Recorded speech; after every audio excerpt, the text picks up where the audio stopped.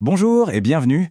Aujourd'hui, on va s'intéresser à une force cachée, une puissance invisible mais vraiment dévastatrice, qui dort dans notre tuyauterie industrielle. Qu'il y ait de l'eau, de la vapeur ou même de l'hydrogène, cette force est là. C'est ce qu'on appelle le coup de bélier. Alors la question peut sembler un peu extrême, non? Une simple vanne qui pourrait tout casser? Vraiment? Eh bien oui.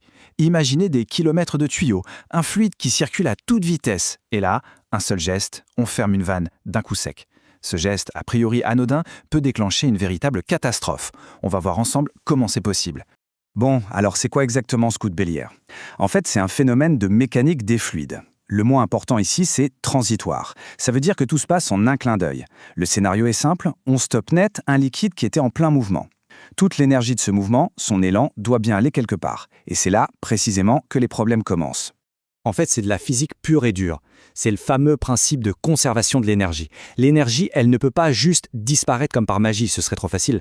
Non, quand on arrête brutalement le mouvement, l'énergie cinétique, donc l'énergie du mouvement, est obligée de se transformer. Et elle se transforme en quoi? En une gigantesque vague de pression. Allez, on décompose la séquence pour bien comprendre. Première étape, tout va bien, le fluide s'écoule, il a une masse, une vitesse, bref, il a de l'élan. Deuxième étape, la vanne claque, elle se ferme d'un coup. Le fluide qui arrive juste derrière se retrouve face à un mur. Il n'a nulle part où aller. Troisième étape, cette masse en mouvement s'écrase littéralement et tout son élan se transforme en une pression monstrueuse. Et enfin, quatrième étape, cette surpression repart en arrière dans le tuyau comme une véritable onde de choc. Et attention, cette onde, elle ne traîne pas en route, elle se propage à la vitesse du son dans le fluide lui-même. C'est une vague de pression acoustique complètement invisible, mais incroyablement rapide et puissante. Elle peut parcourir toute une installation en une fraction de seconde. Bon, on a compris le phénomène, sa rapidité, sa violence, c'est bien. Mais en ingénierie, pour construire des choses qui tiennent la route, on a besoin de chiffres, de données concrètes.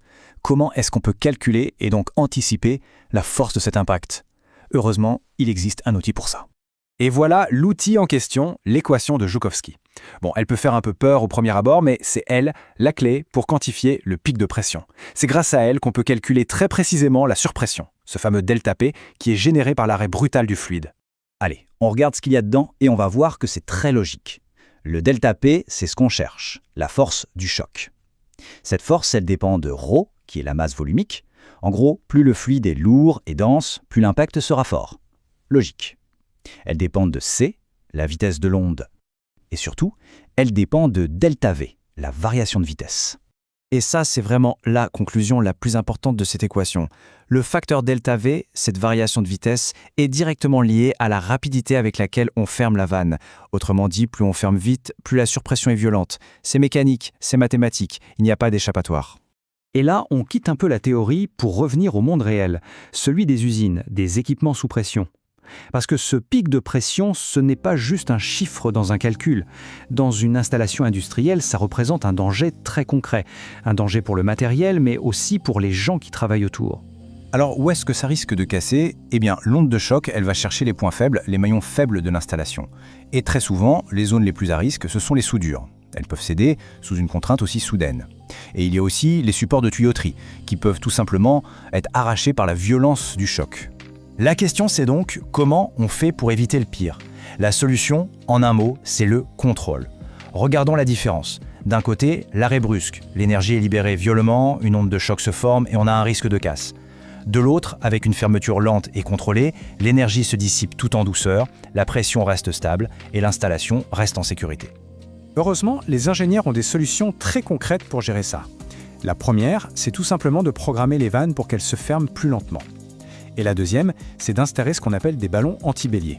Il faut voir ça comme des amortisseurs, des sortes d'airbags pour la tuyauterie, qui vont absorber le pic de pression et protéger le reste du réseau. Et on va finir là-dessus avec une question qui est peut-être la plus importante. Évidemment, concevoir une installation avec toutes ces sécurités, ça a un coût. Mais est-ce que ce coût de la prévention est vraiment comparable au coût d'une rupture? Que ce soit en termes financiers, environnementaux ou pire, humains. La question mérite d'être posée. Voilà, merci d'avoir suivi ce décryptage.